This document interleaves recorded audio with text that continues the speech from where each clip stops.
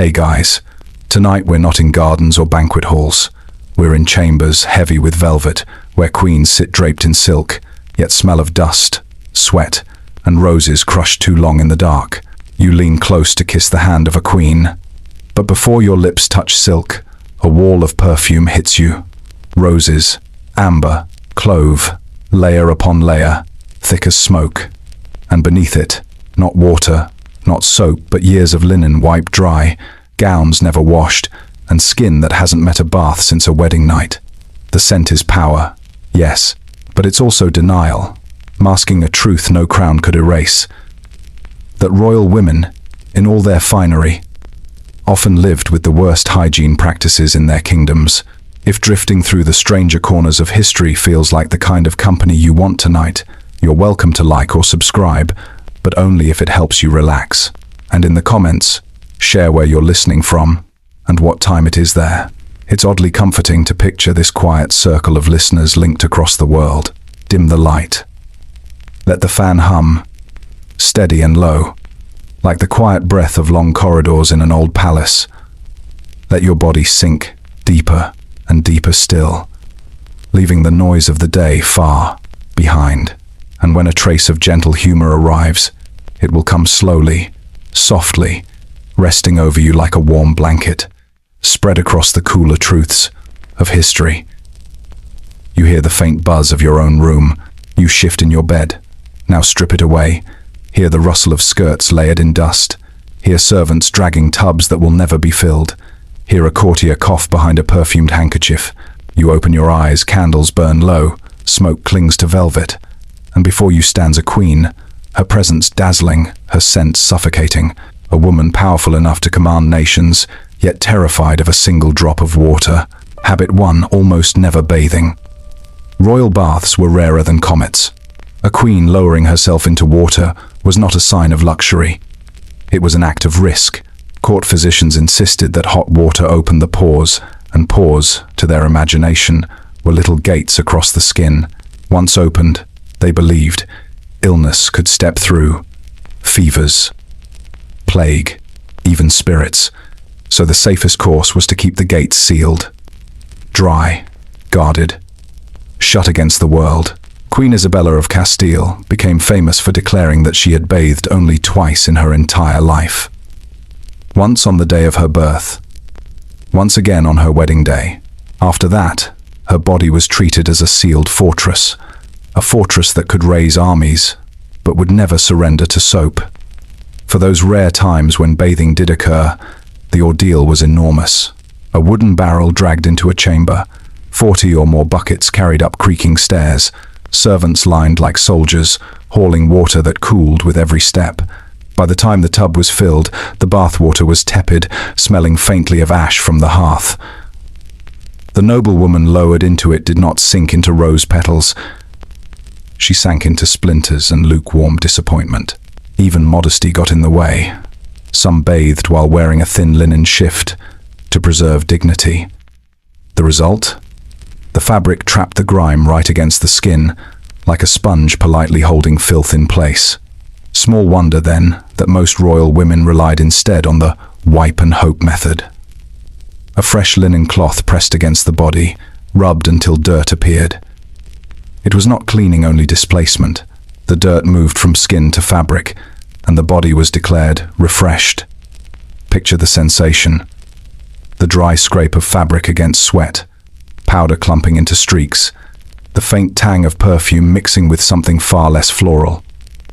It was the sound of friction and denial. And yet, there was pride in this denial. Peasants bathed in rivers, soldiers washed in streams before a battle. To avoid bathing became a kind of aristocratic marker. Cleanliness was for those who had no dignity to lose. True royalty kept itself apart above water, above the earth, and, sadly, above soap. Even palaces reflected this logic. Rooms had elaborate perfumed braziers, but few permanent bathing chambers. Baths were temporary intrusions, summoned only for weddings, illnesses, or scandalous necessity. Breathe in, breathe out. Picture a chamber lined with tapestries. A woman in embroidered silk, her skin untouched by water for a season. The silence itself seems to smell. Water stayed outside the door. The air did the work instead. Thick, floral, relentless. When skin wouldn't meet a bath, scent marched in to do the greeting. Habit 2 weaponized perfume. Perfume to a royal woman was not something worn. It was something wielded. The court's reasoning was simple. If disease feared foul smells, then drowning the air in roses, violets, or musk would surely keep danger at bay. Better to choke than to sicken. Catherine de' Medici's contemporaries wrote that to approach her was like being struck by roses. Not surrounded, not charmed, struck, as if the air itself had mass, pressing against the face, forcing eyes to water. Perfume clung everywhere. Gloves were soaked in oils until they stained the skin. Wigs powdered with lavender left white dust on the furniture. Gowns were sewn with sprigs of rosemary, so the hem whispered of herbs each time it brushed the floor. Even furniture became complicit. Sit too long in a duchess's chair, and you would rise perfumed with wilted violets and the faint ammonia of overripe oils. A chair as souvenir. The sensory assault could be relentless. Imagine a ballroom where every lady had her own signature fog. Ambergris, clove, jasmine, musk. 15 competing clouds colliding mid-air. Guests fainted. Others adjusted expectations of elegance to include burning nostrils and watery eyes. The substances themselves were exotic ambergris scraped from the belly of a whale, musk from glands of deer, civet oil harvested from wild cats. Every drop cost a fortune. Every drop shouted status. And that was the point. Perfume was political. To drown the stench of sweat with imported violets was to prove distance from ordinary life. To smell stronger than the body itself was to declare superiority. Marie Antoinette even employed her own perfumer, charged with creating unique scents for every hour of her day. Morning perfume, evening perfume, perfume for walking in gardens, perfume for diplomatic receptions, perfume so rumor had it for the scaffold, perfume-filled jewelry too, pomanders, little metal orbs worn at the waist or around the neck, stuffed with crushed herbs and resins, a fashionable air freshener. Some were jeweled cages, small enough to cover the nose discreetly whenever someone poorer and therefore smellier entered the room. But perfume was never cleansing. It only layered. Beneath the rosewater was sweat. Beneath the violet was fear. Perfume shouted. The body whispered on. Close your eyes a moment. Picture a long hall lined with portraits. A queen sweeping past. Her perfume arrives before she does, lingers after she's gone, an echo louder than her own footsteps. The perfumes faded by morning, but the fabrics remembered everything. Open a wardrobe and the past breathes back at you from sleeves that never saw soap. Habit 3, clothes that never met water. Royal garments were miracles of art, but they almost never met water. The logic was clear. To wash was to risk ruin.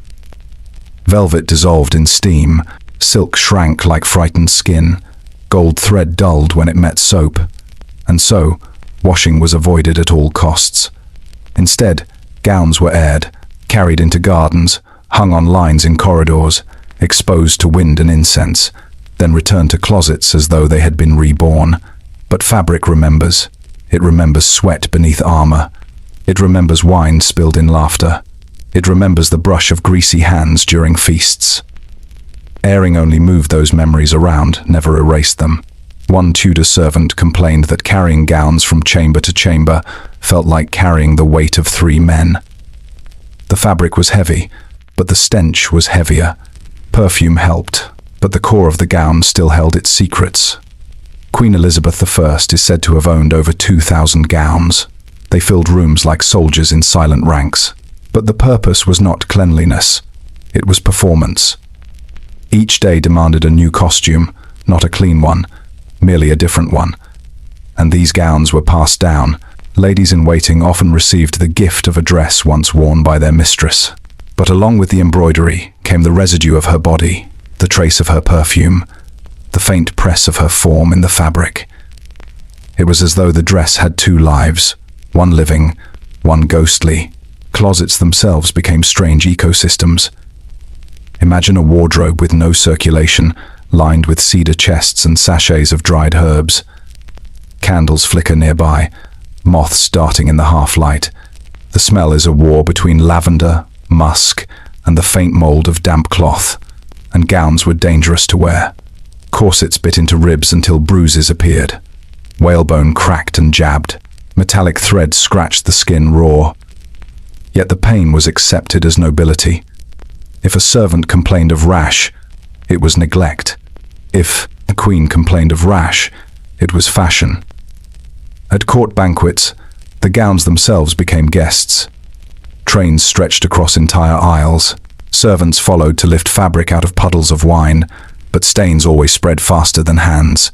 One ambassador wrote, "Her Majesty entered like a moving garden, but the garden smelled of last week's rain." And fur, ermine, sable, fox, all stitched into gowns for warmth and spectacle. But fur molted. Hairs drifted into soups, clung to lips, stuck to goblets. To dine at court was to eat twice, once the food, once the coat. The politics of clothing mattered more than hygiene. A gown embroidered with pearls proved power in a way a clean shift never could. To appear in rags was shameful. To appear in a gown still damp with yesterday's sweat was entirely acceptable so long as it glittered. Even portraits lied. Painters showed satin gleaming like starlight. They omitted stains, odors, and fraying seams. A gown in oil never decayed. A gown in life decayed constantly, only hidden by layers and distance. Clothing was not just fabric, it was armor. Armor against suspicion, against poverty, against time itself. Every fold was a barrier between the royal body and the world outside. Think of the servants again. They hauled water by the bucket. They brushed fabric until their wrists ached. They smoked garments over fires to kill lice. Sometimes the smoke clung so strongly that queens themselves coughed. But no one questioned the method. If smoke preserved silk, smoke would be endured. In winter, garments grew damp in cold castles. Without fires or fresh air, cloth absorbed moisture. Closets became jungles of mildew. Servants burned incense to mask it. The smell of frankincense became the smell of rot politely ignored. Imagine standing in such a closet. Your candle flickers. Rows of gowns tower above you. The air is thick, sweet at first, then sour. It is like breathing through perfume-soaked wool. And yet, this was grandeur. A noblewoman who owned 100 gowns was considered powerful, whether or not those gowns had ever been laundered. Freshness was irrelevant. Variety was everything. Close your eyes. Picture seams stiff with powder, sleeves creaking when bent. A gown that sighed like old parchment each time its wearer sat down. This was clothing as statement, not cleanliness, not comfort, only spectacle. Servants lift a gown, their eyes drift upward. Above brocade and pearls rises the real crown architecture built from hair and stubborn hope. Habit 4, monumental wigs. If gowns carried the weight of history, then wigs carried entire kingdoms. Royal women's wigs were not simple accessories. They were landscapes. They were architectures. They were announcements of power, balanced precariously above the human skull. The rise of monumental wigs began in the late Renaissance and reached absurdity in the 17th and 18th centuries.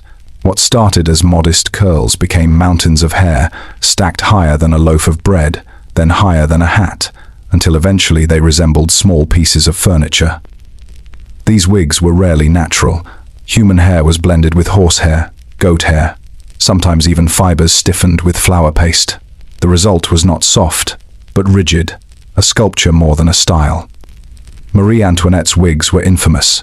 One was designed to celebrate a naval battle, complete with a miniature ship, sails unfurled, floating across the waves of powdered curls. Another rose so tall that doorways had to be crossed sideways, and coach roofs scraped the uppermost plumes. But such creations demanded constant maintenance. A wig could not be washed. It could only be dusted, brushed, and endlessly powdered. Powder became its own ecosystem. Mixtures of rice flour, wheat flour, or ground starch were sieved over the hair until clouds filled the room. Servants wore kerchiefs over their mouths, coughing through the haze, while their mistresses emerged pale and regal, as if snow had fallen upon their heads. Yet the powder attracted more than admiration. It attracted lice. Whole colonies nested within the dense curls. Special long sticks, louse sticks, were kept at hand. At banquets, ladies would discreetly insert them, scratch, withdraw, and flick the results into the shadows. Mice too were rumored to nest in wigs left unwatched. Servants spoke of hearing faint rustlings when lifting a powdered mass from its stand. One story tells of a duchess awakening to squeaks overhead, her monumental crown alive in ways she had not intended. The smell, too, was inescapable. Powder mixed with sweat, scented oils turned rancid, feathers rotted in damp weather. On warm days, the air around a queen's head was less perfume, more bakery, a loaf of sour bread with undertones of musk. And still, these wigs were political. The taller the hair, the higher the status. A wig that brushed ceilings declared its wearer untouchable. Ordinary women could never attempt such folly. Their lives required bending, stooping, work. Only a woman who never touched a pot or broom could balance a fortress of curls. Even the act of preparation was performance. Wigs required teams of attendants, combers, powderers, arrangers working for hours. Servants climbed ladders to adjust plumes and ribbons at the summit. The process could last longer than a meal, longer even than a state address. It was spectacle before speech. Travel posed its own challenge. Carriages had to be redesigned with higher ceilings. Hats shrank because hair itself had taken their place. At one point, rumors spread of noblewomen traveling with head holes cut into coach roofs, so their monumental wigs could poke out into the air like chimneys. The public, of course, mocked. Satirical prints showed women toppling under the weight, their wigs catching fire from chandeliers, their lovers hiding messages in secret curls. But at court, ridicule was powerless. No amount of laughter could reduce the social demand to appear bigger, taller, whiter, more powdered than before. And cost always cost. A single wig could devour a year's wages for a servant. Powder itself became an industry, so much so that Britain eventually taxed it. The hair powder tax of 1,795 was introduced precisely because nobles consumed it by the ton. Every grain was vanity crystallized into currency. Breathe in, breathe out. Picture a ballroom, candles flickering, dozens of women swaying with wigs taller than their faces, powder drifting through the air like snow, settling on velvet, silver, and super-like. One ambassador described a dinner where the air was so thick with powder that torches seemed dimmed. Guests squinted across the table, seeing little more than pale clouds bobbing above bodices. The food tasted faintly of starch. The night ended with every surface dusted floor, chairs, guests themselves as though winter had crept indoors. And yet, through all this absurdity, the wigs carried meaning. They declared continuity with France's Sun King, who himself had worn towering perukes.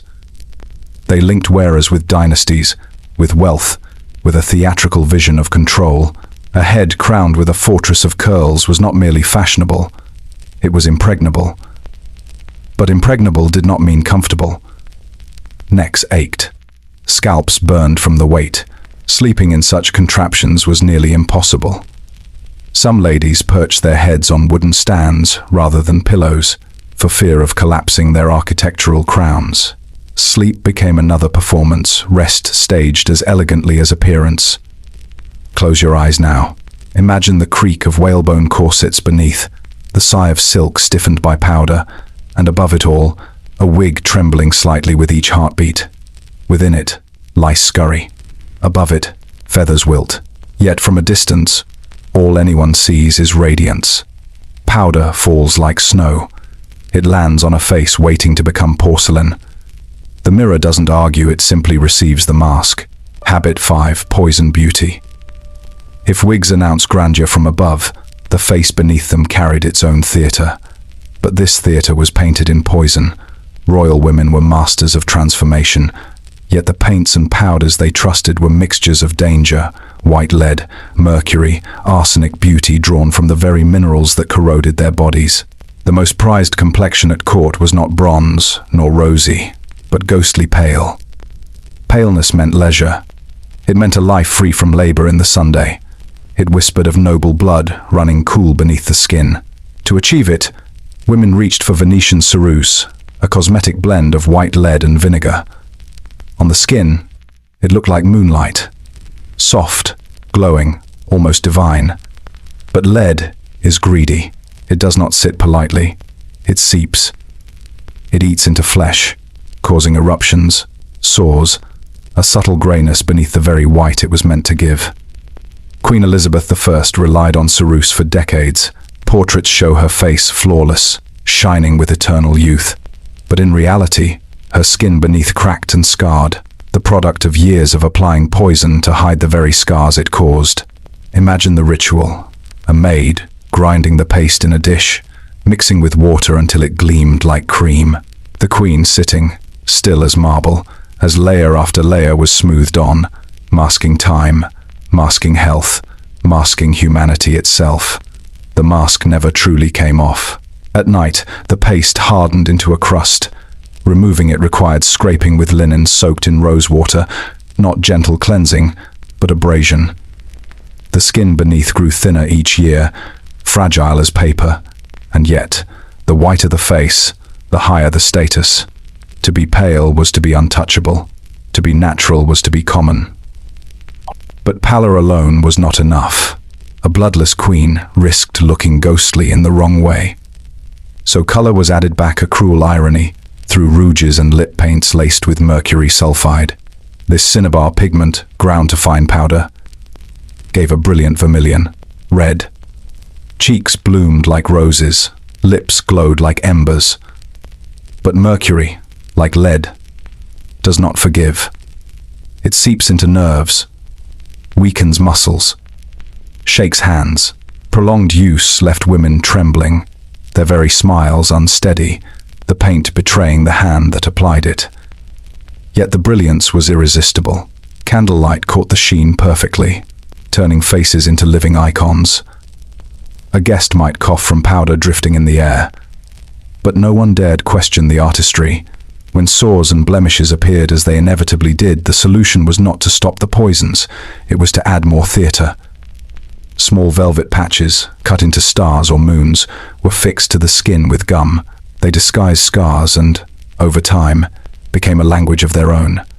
A patch near the eye suggested playfulness, one near the lip, desire. On the cheek, boldness. The blemish beneath was hidden, but the message above spoke volumes. Thus, illness became fashion. Decay became flirtation. Every scar had its mask, and the mask was considered witty. We think of cosmetics as fragrant today, but in those centuries, makeup often smelled sharp, like vinegar, like metal, like something scorched. Imagine leaning in to kiss a queen's hand. Your lips meet velvet, but your nose catches the faint bite of lead and mercury. A beauty both dazzling and faintly poisonous, in every sense. The irony grew deeper with time. The very paints that created beauty also created the need for more. Lead scarred skin, so more lead was applied to hide the scars. Mercury inflamed lips, so more rouge was painted to conceal the swelling. It was a cycle without end, a spiral of powder and poison. Some women even swallowed mixtures of vinegar and chalk to whiten from within. Others drank solutions of arsenic to give their skin a translucent glow. The glow was real because death itself was glowing behind it. Cosmetics were not merely vanity, they were diplomacy. A pale, painted queen stood as a symbol of stability. Her face was not just her own, it was the mask of a nation. To appear in public without makeup was unthinkable. It would be as scandalous as appearing without clothing. Elizabeth I, in her later years, kept her courtiers waiting for hours while she was painted. The mask had to be perfect. To see the aging face beneath would have been to glimpse weakness, and weakness was dangerous. Even death could not strip the mask. In some cases, queens were prepared for burial with the same powders on their faces, their final appearance as carefully staged as their living one. Close your eyes. Picture a chamber thick with candles. Powder dust drifts in the air. A maid stirs a paste in a bowl, its metallic tang faintly sour. The queen sits motionless. A layer is smoothed across her brow, another across her cheek. Each stroke hides one truth and creates another. The candles flicker. Her face gleams white. Her lips burn red. Her eyes glimmer beneath darkened brows. From a distance, she looks eternal. Up close, she smells faintly of vinegar and lead. Courtiers sometimes whispered jokes carefully, always carefully, that a kiss from a queen was a gamble with death. That one did not embrace royalty. One inhaled her. That her face was not skin, but parchment gilded in white. And yet, these jokes did not stop admiration. Poison or not, the mask was mesmerizing. It glowed under torchlight, a radiance built from ruin. Poison beauty reveals the paradox of royal life. Every effort to appear immortal drew the body closer to mortality. Every layer of powder was both shield and dagger, but the world believed the illusion, and in courts where appearances decided, alliances to be believed was to survive. Exhale slowly. Imagine candlelight on pale cheeks, the shimmer of red lips, the faint metallic tang in the air. Beauty, dangerous and dazzling, fading even as it shone. Candlelight flatters the white and the rouge, but the mouth tells on everyone. Sweetness was status, and it settled in the teeth like a quiet tax. Habit 6. Sugar teeth. If the face was masked with powders, the smile beneath carried its own story. A story not painted in white and red, but in black and gold. The story of sugar. In the medieval and early modern world, sugar was treasure. It was more than food. It was medicine, luxury, spectacle. To sweeten your mouth was to prove your reach extended to distant plantations, to ships that crossed oceans, to merchants who bartered with kings. At court, sugar was not sprinkled lightly. It was sculpted. Tables glittered with sugar castles, sugar birds, sugar sculptures of entire hunts and battles. Guests gasped at the sight, and then broke the art with their teeth. For royal women, to indulge in sugar was to embody wealth, and so, indulge they did. But indulgence left traces, not on gowns, not on wigs, on teeth. Teeth grew dark, rotted, crumbled. The irony was cruel. To show blackened teeth was not shame, it was proof of luxury. Queen Elizabeth I's smile, once radiant, faded into something hidden behind her lips. Ambassadors noted her teeth were very yellow and unequal. Yet they also noted her status, her aura. Decay did not reduce her majesty, it confirmed it. In France, too, aristocrats were mocked by peasants for mouths filled with decay. But among nobles, the blacker the tooth, the sweeter the life behind it. A strange reversal had occurred. For peasants, sugar was unattainable. For nobles, sugar was unavoidable. And so, the rich were marked not by health, but by ruin. Cosmetics extended here as well. When a royal woman smiled, powders might be dusted across the lips to soften the contrast with blackened enamel. Cloves were chewed, not only for scent but to dull the ache of cavities. Some used early tooth powders, mixtures of ground coral, crushed shells, even pumice. These scoured the teeth like sandpaper. They removed stains, but also removed enamel. Every cleaning left the teeth weaker than before. Dentistry was brutal. When pain grew unbearable, teeth were pulled with forceps, without anesthesia, sometimes without accuracy. A molar could be shattered in the attempt. The scream was muffled by velvet curtains, and the feast resumed an hour later. Sugar was not confined to feasts. It crept into remedies and beauty rituals.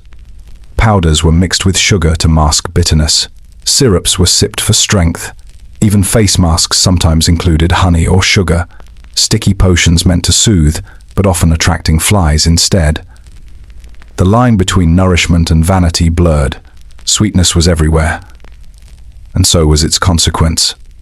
Imagine the atmosphere of a banquet hall. Perfume fills the air, powder drifts from wigs, but close enough to a queen's smile there is another scent, the faint sweetness of rot. Decay has a smell of its own, a cloying note, like fruit gone too ripe, or wine soured in the cask. To speak with royalty was to breathe perfume and rot together. the paradox of beauty and ruin pressed into a single smile. The smile mattered. Even ruined, it had power. When Elizabeth I bared her teeth in anger, courtiers described it as terrifying, not because of the decay, but because of the force behind it. Her mouth was a weapon, blackened yet commanding. Royal women learned to control the reveal. A half smile suggested mystery. A closed mouth preserved dignity, and when necessary, laughter could be staged with fans or kerchiefs raised, so that the eyes did the work while the mouth remained hidden. Decay itself became politicized.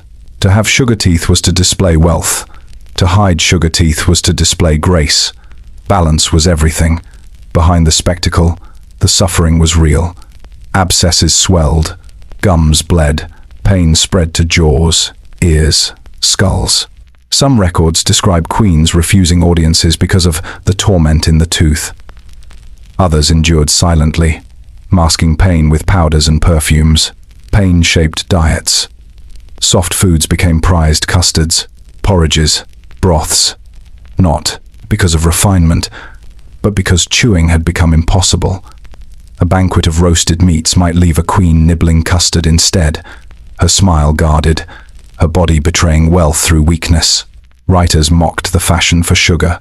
Satirical verses described nobles whose mouths resembled ruined castles, turrets crumbling, walls collapsing. But satire could not erase the truth. Sugar was irresistible. It was addictive before the word addiction existed, and to refuse it was to refuse luxury itself. Close your eyes. Picture a hall of flickering light.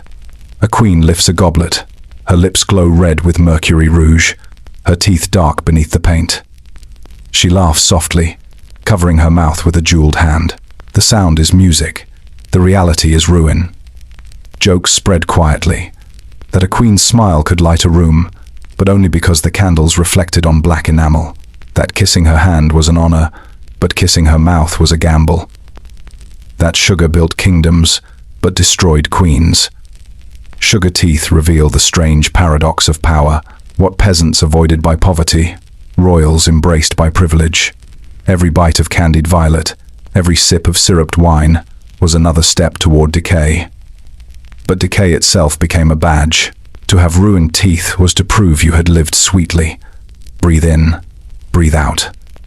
Picture a smile glimpsed in candlelight, blackened, painful, and yet still considered regal. After dessert, the music returns, and so do ordinary needs. Silk rustles, a maid kneels. Ceremony adjusts around the body's simple demands. Habit 7, under the gown.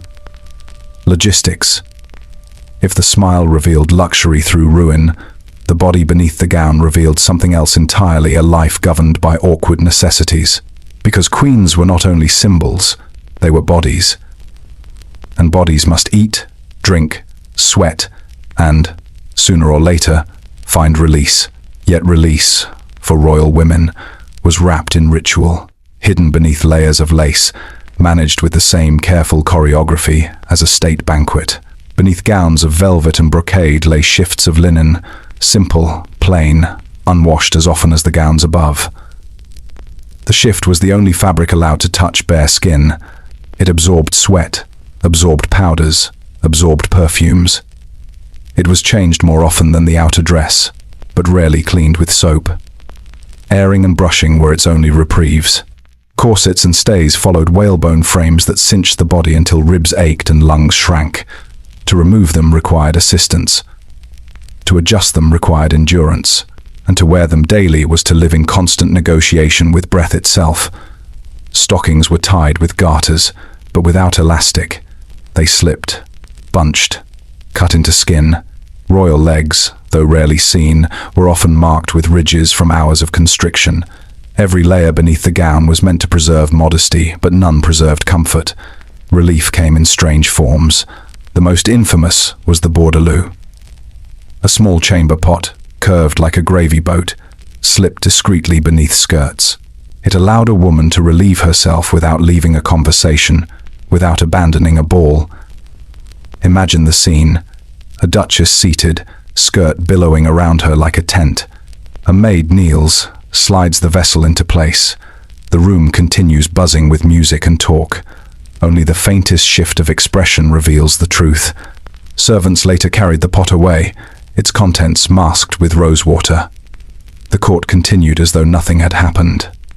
At night, chamber pots lined royal bedrooms.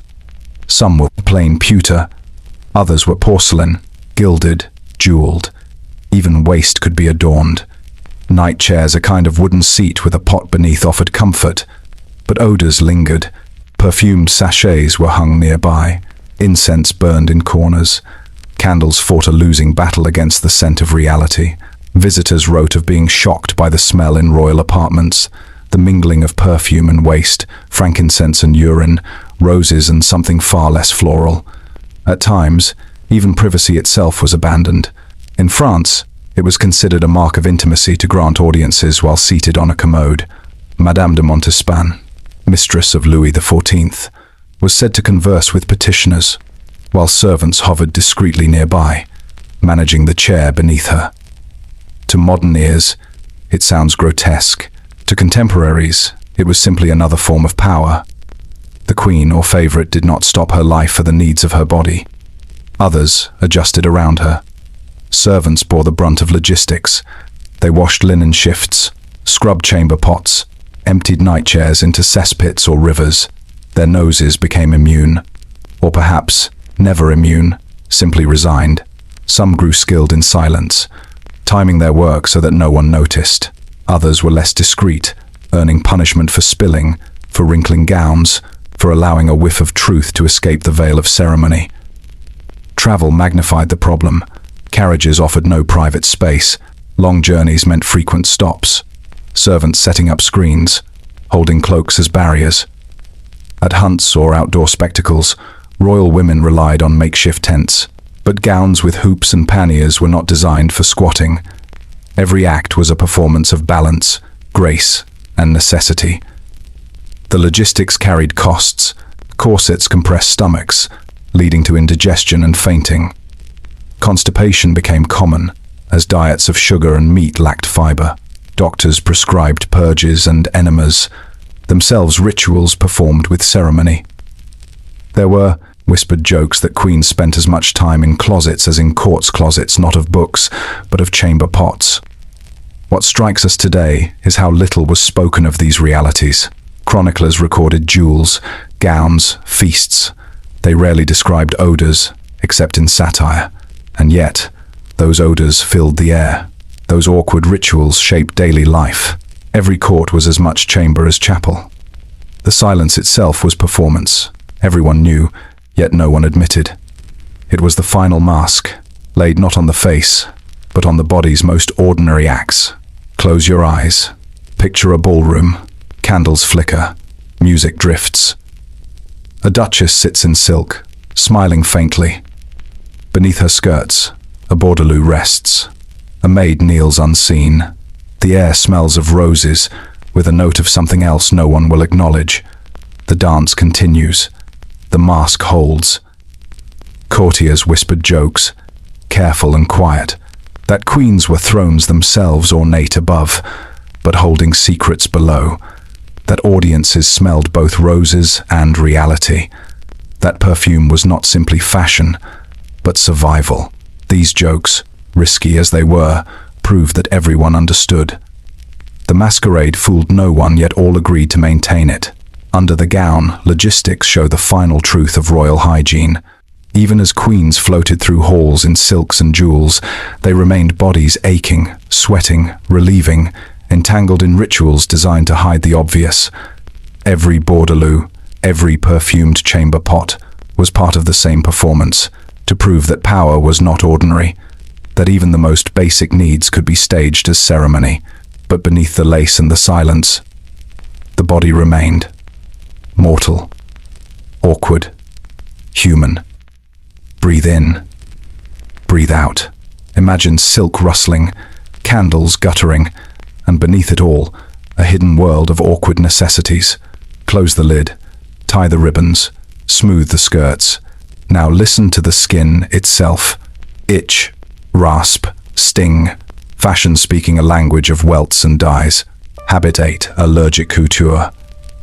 If undergarments whispered of awkward necessity, the fabrics and dyes that crowned them shouted of danger. Because royal women did not merely wear beauty. They wore poison. They wore suffocation. They wore fashion that fought against their very flesh. Brilliant colors meant power. Deep crimson, radiant green, shimmering violet each carried meaning.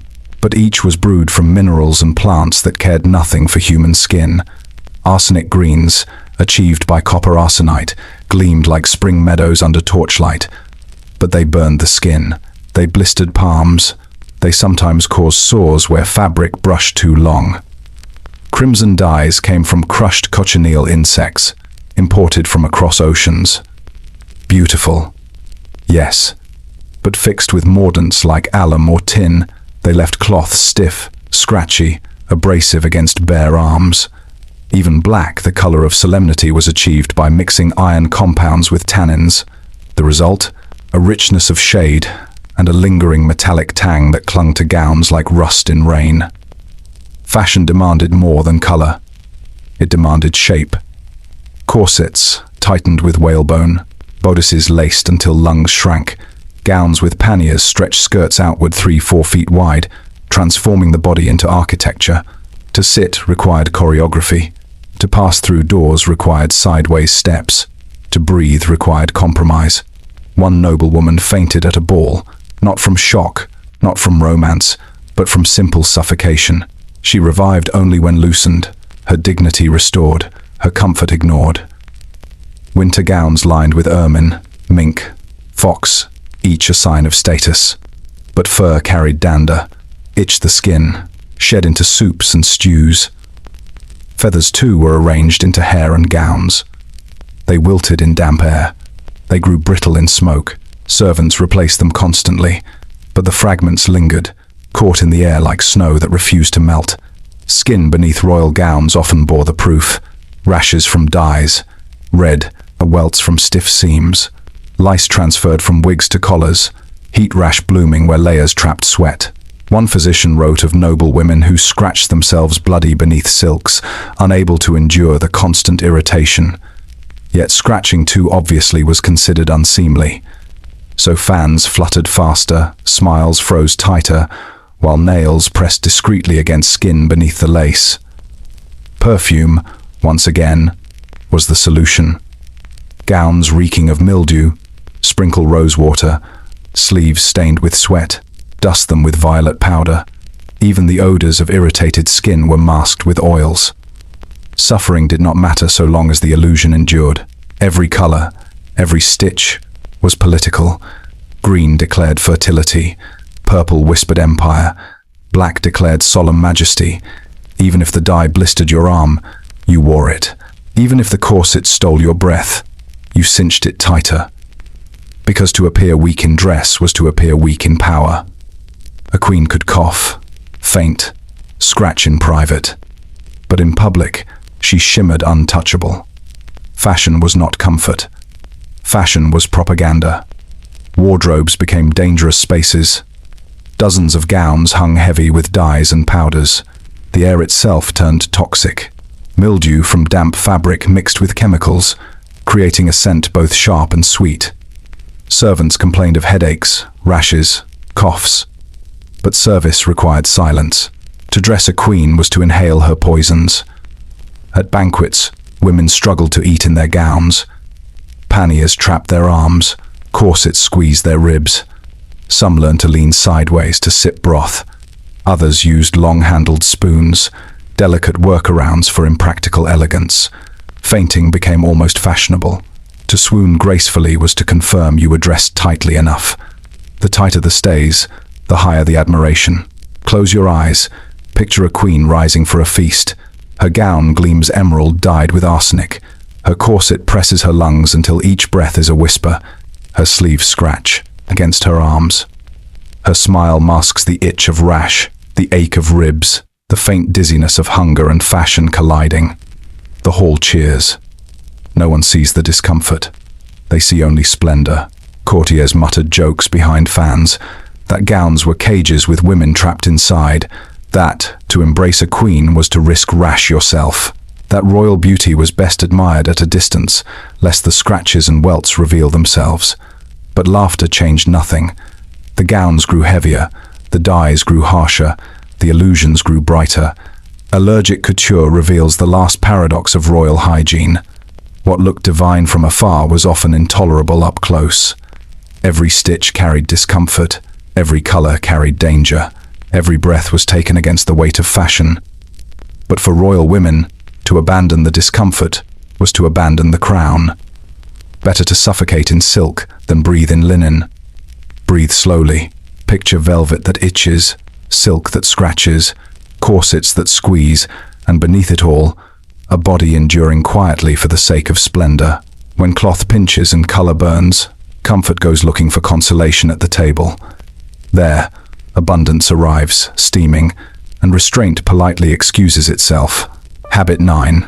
The banquet body, divided by overindulgence. Royal hygiene was not only tested by what lay outside the body: corsets, perfumes, wigs, and gowns. It was equally undone by what they chose to put inside, because if the body is a temple, royal bodies were temples with collapsing roofs. Every court feast was a declaration of power. Tables did not simply hold food, they sagged under mountains of it. Whole roasted boars dripping fat, pheasants glazed in honey, eels stuffed with almonds, and pies so large they hid musicians inside. The goal was not nourishment. It was astonishment. A queen's presence at these meals was symbolic. To eat was to prove her realm abundant. To sip from golden goblets, to lift morsels sugared beyond reason, that was politics disguised as appetite. Doctors insisted food was medicine. Heavy meats were strengthening. Sugar preserved youth. Wine balanced the humors. The more costly the ingredient, the more curative it was assumed to be. Spices shipped from India or the Levant were not only seasonings, they were amulets of prestige. And so when physicians prescribed saffron broth for melancholy or nutmeg syrup for weakness, they were also prescribing displays of wealth. A bitter stomach was better than a bitter reputation. Take Catherine de' Medici. Her kitchens produced spectacles. Marzipan palaces, sugar animals, fountains that spurted wine instead of water. Each feast announced France's reach and refinement. But chroniclers also noted her indigestion, her constant reliance on digestive waters made of fennel, mint, or vinegar. Behind the pomp, her body carried the weight of culinary theatre, or think of Elizabeth I. Her court adored sugar. Candied fruits, marzipan sculptures, spiced wines. By her old age, her teeth were so decayed that ambassadors struggled to understand her speech. Her smile was legendary, but it was also a ruin concealed behind painted lips. And Marie Antoinette, painted in portraits with rosy cheeks and delicate cakes, she loved candied chestnuts and fruit syrups, but whispers of her stomach troubles passed through Versailles with the same eagerness as gossip about her gowns. Imagine sitting in a hall thick with torch smoke, the air sweet with cinnamon, sour with vinegar sauces, and greasy with roasted meat. Sweat trickles under velvet collars. Perfume collides with garlic. The laughter of courtiers rises above the clatter of knives on trenchers.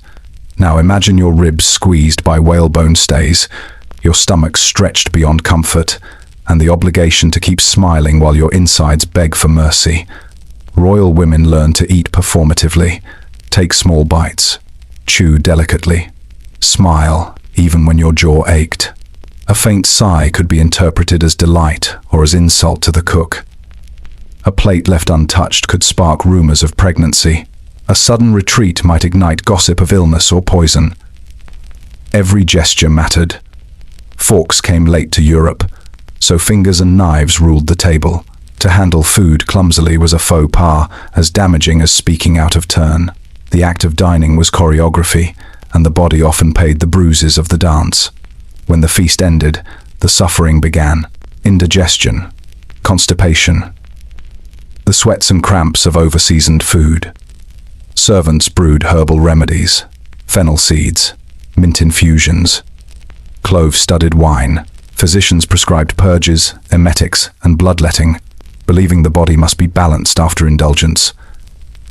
One banquet could leave a noblewoman bedridden for days, but absence from the next would be noticed, and absence was dangerous.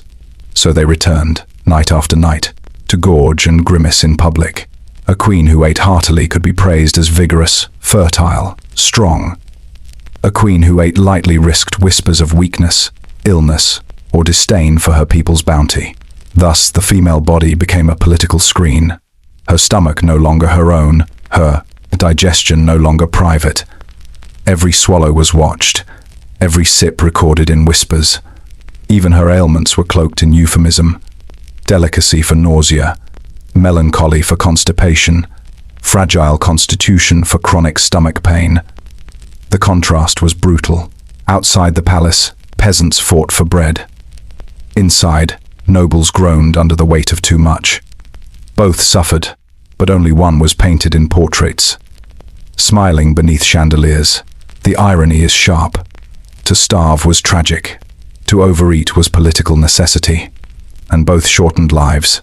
Courtiers joked about collapsing under venison haunches, about queens who swooned from too much custard, about duchesses who carried pomanders not just to block odors, but to mask their own gastric rebellion. One biting comment described a noblewoman as queenly at table, monstrous in chamber pot. It was cruel but not untrue. Take a breath. Imagine a silent hall after feasting. The torches gutter low. The scent of grease lingers in the draperies. A half-empty goblet rocks on the table's edge. And somewhere, behind a closed door, a queen loosens her stays and exhales the dinner she could never truly refuse. This was hygiene turned inside out. If perfume and wigs masked the outside, banquets poisoned the inside. What mattered was not health. What mattered was theatre. And royal women, as ever, were forced to play their roles until the curtain fell. The hall grows quiet, but the feast lingers in whispers, in cups, and on the breath. Cloves try their best. History smells the rest. Habit 10, rotten breath and early mouthwashes. If feasts filled the body with meats and sweets, they also left a mark no gown or jewel could hide. The mark was in the air, on every whisper, every word spoken close. Breath. Royal breath cloaked in perfume and spice, yet underneath, often spoiled, rancid, the ghost of sugar and decay. The mouth was not cleaned as we understand it today. It was perfumed, painted, disguised. Rotten breath became a daily reality of royal life, and what they called mouth hygiene was more theatre than cure. Physicians believed foul breath came from bad vapors rising from the stomach. Some claimed heat in the liver corrupted air in the chest, and that decay in the mouth was only a symptom of deeper imbalance. So rather than cleaning teeth with brushes, they rinsed with vinegar or with spiced wine, sometimes even with urine believed to whiten and disinfect. The aim was not to stop rot. The aim was to sweeten the air, chewing mint leaves, nipping cloves or anise, holding rose petals under the tongue. Some made lozenges from sugar and musk, or little pills of ambergris and cinnamon. Perfumed pastilles glittered like jewels in the mouth, but left grit between the teeth.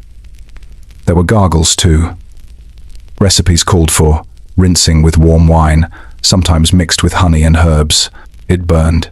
It stained. But it sparkled in the candlelight basin, a ritual of cleansing that fooled no one but the mirror.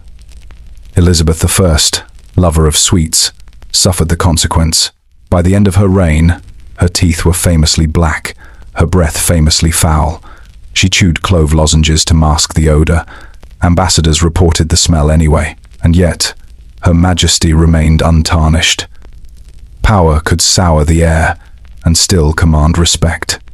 Catherine de' Medici's court delighted in musk-laced pastilles.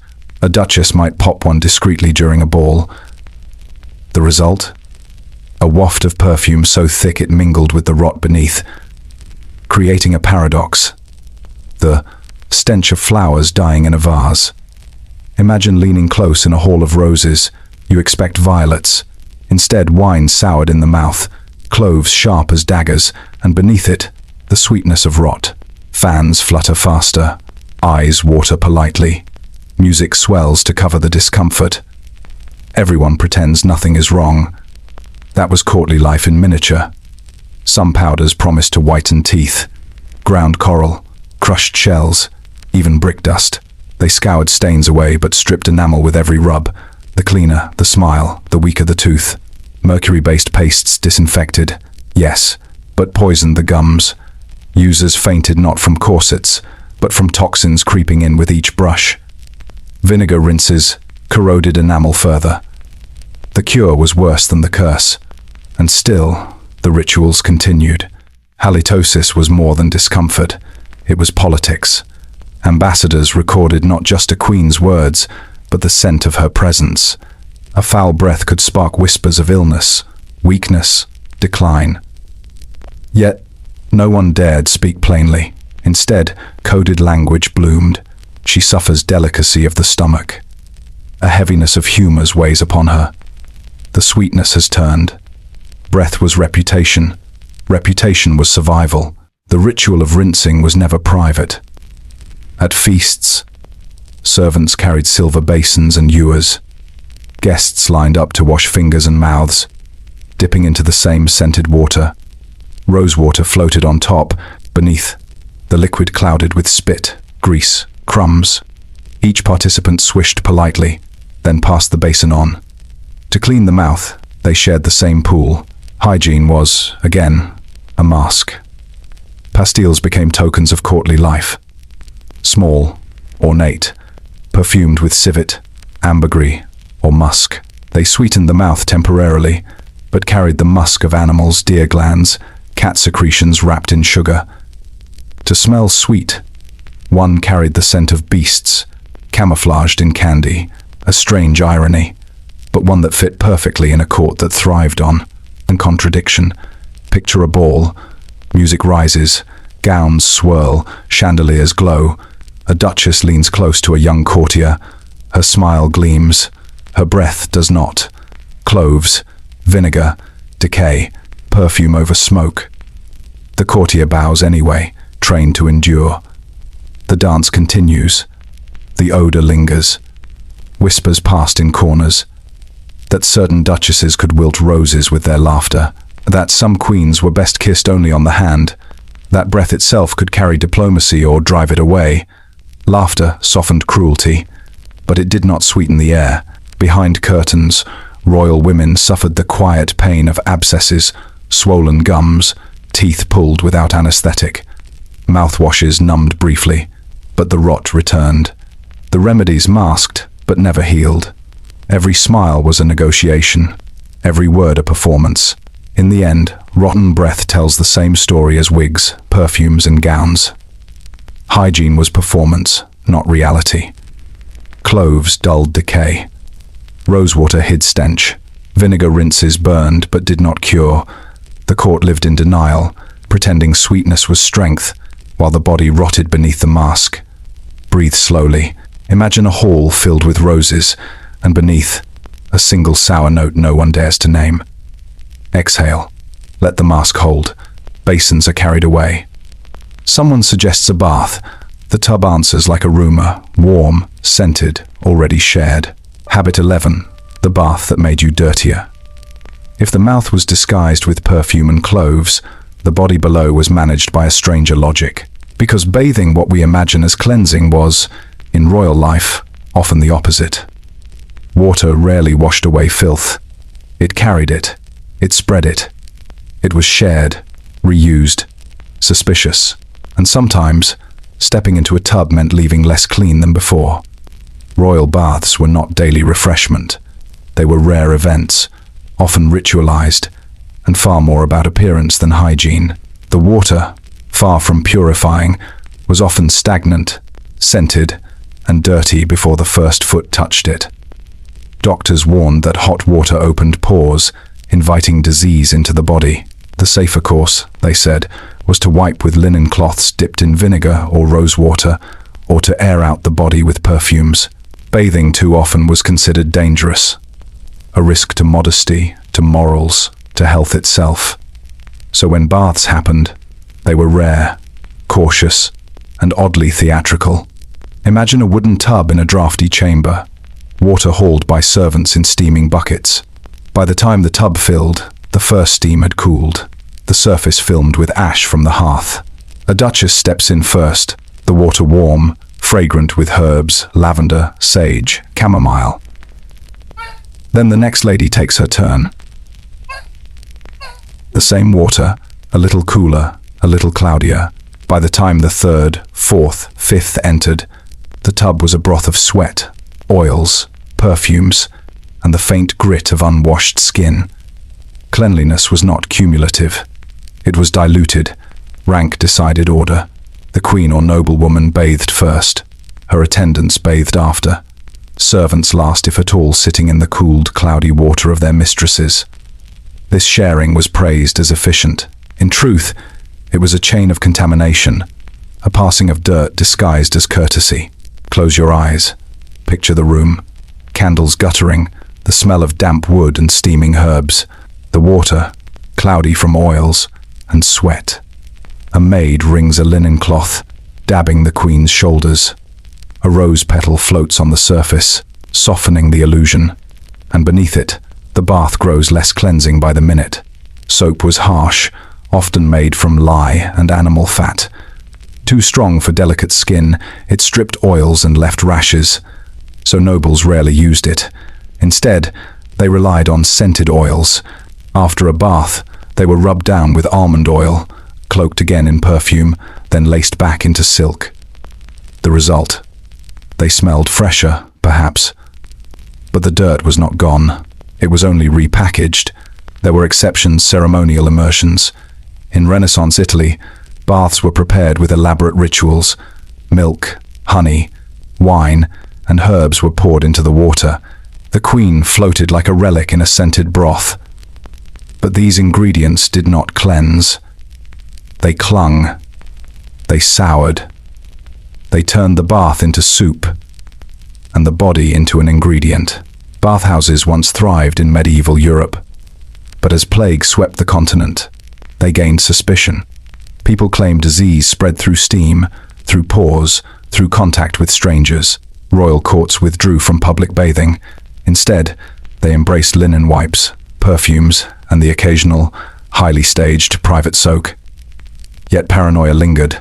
A bath could make you sick, they believed, and sometimes, with reused water, it did. Courtiers joked quietly that a bath was less about removing filth and more about rearranging it.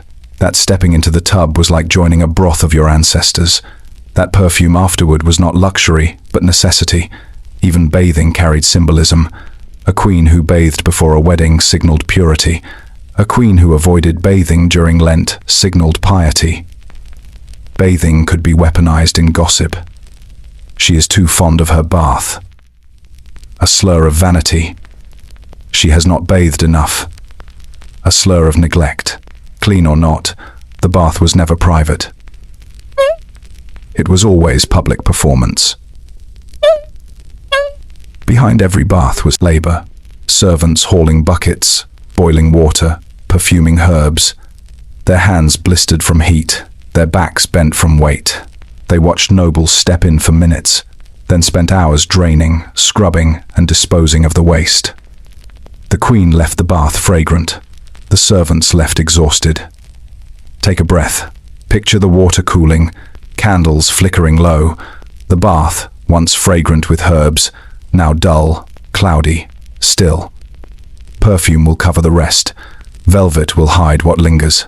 The illusion holds, and the court drifts to its next ritual. Royal bathing habits remind us cleanliness was rarely achieved. Baths were shared, reused, perfumed, more symbolic than sanitary. The body emerged, scented, but not necessarily clean. And in this paradox lies the truth of royal hygiene. What mattered was the mask, not the reality. Exhale, slowly. Imagine stepping out of warm water into cold air, a linen sheet wrapping you, and the dirt you meant to lose still clinging quietly, hidden under perfume. The water has taken its turn. Now the physicians take theirs. A bowl, a lancet, and the old promise that purity can be poured out. Habit 12, bloodletting for purity. Not every stain on the body came from perfume, or from sugar, or from gowns. Some marks were made deliberately, lines across the arm, drops collected in bowls, all in the name of health. because in the logic of royal medicine, to let blood was to let go of corruption, and so, many royal women submitted to the lancet. Bloodletting was praised as cleansing, but in truth it weakened bodies already burdened by perfume, powders, and banquets. For centuries, physicians preached the balance of the four humours: blood, phlegm, yellow bile, black bile. Too much blood, you grew feverish, restless, hot. Too little, you paled, weakened, cold. The cure, always, was adjustment, and the most dramatic adjustment was to let the blood flow. Royal women, eager to display discipline and piety, submitted often. To refuse a doctor's lancet was to refuse the very idea of medical order. Picture a chamber, lit by low tapers. A physician unwraps his tools, small knives, leeches in a jar, bowls waiting. A duchess sits, sleeve rolled back. Her maid holds a cloth. The physician murmurs assurances. This will release the heat, balance the humours, preserve your beauty. The cut is small, the blood dark against pale skin. She winces, then sits perfectly still. The cloth presses, the bowl fills. A performance of health, yet one that leaves her weaker. Leeches were considered gentler than knives, placed on temples for headaches, on arms for fevers, even on breasts to restore balance. They clung silently, swelling with blood. When full, they fell away, sluggish, fat, symbols of supposed purification. Servants collected them, sometimes reused them. One leech might taste from duchess to maid to guard. The cure, like the bath, was communal in its contamination. Anne of Austria, mother of Louis XIV, was frequently bled for fevers.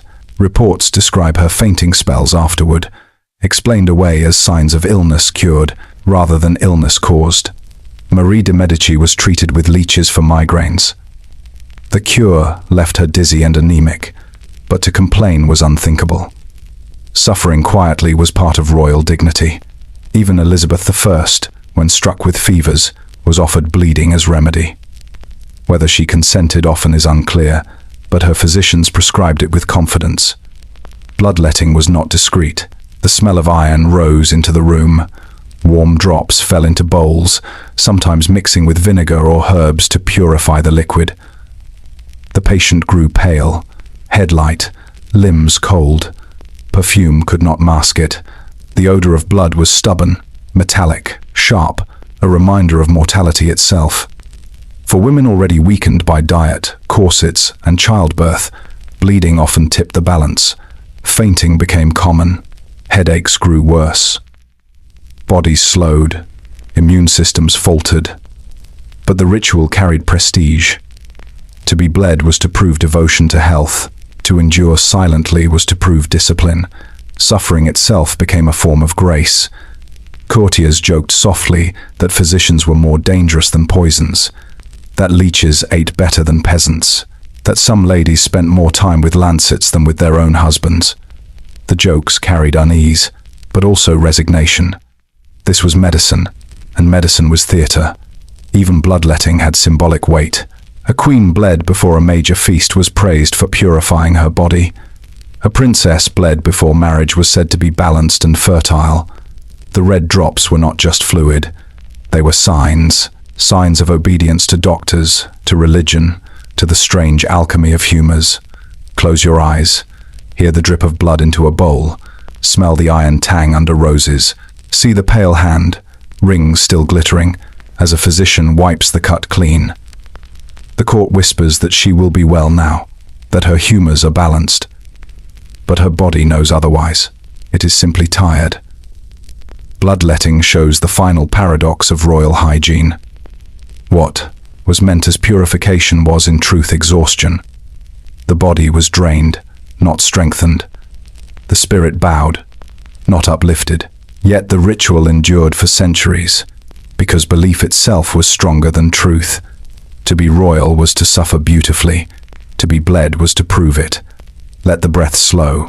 Imagine the candles dimming, the bowl set aside, and silence returning to the chamber. The body lies still, lighter, but not truly cleansed.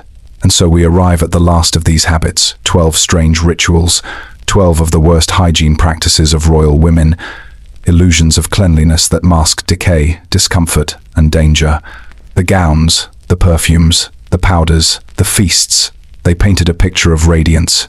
But beneath, royal women endured the same human truths: sweat, breath, weakness, and pain. Their hygiene was not a story of soap and water. It was a story of appearances, appearances strong enough to outlast their own bodies in memory. The after-scent courts did not mourn the smell. They rarely mourned anything. Banquets continued, perfumes were poured, jewels glittered. Life at court rolled forward with its usual theatre, leaving no pause for the odors, the rashes, the quiet suffering tucked under silk. Yet the whispers lingered. In corridors, they joked of wigs that crawled at night. In chambers, they muttered of queens who smiled through blackened teeth. In poems, half-lines spoke of beauty painted with poison, of gowns that gleamed but burned the skin beneath. Chroniclers wrote it all in passing, these worst hygiene practices of royal women, footnotes about perfume and powders, curiosities in the margins of power. They recorded symbols, not souls. To them, these habits were proof of decadence. Cautions whispered against pride and excess. But what of the women themselves? The bodies inside those gowns, enduring the corsets, the shared baths, the poisoned rouge. They dissolved between the lines, leaving only outline, only after scent, and time itself has painted graffiti across them in satire, in caricature, in the smirk of modern hindsight. Those strokes did not erase the person. They only draped illusion over figures who once itched, once sweated, once endured. And still, in the dim hours of imagination, you might sense their presence.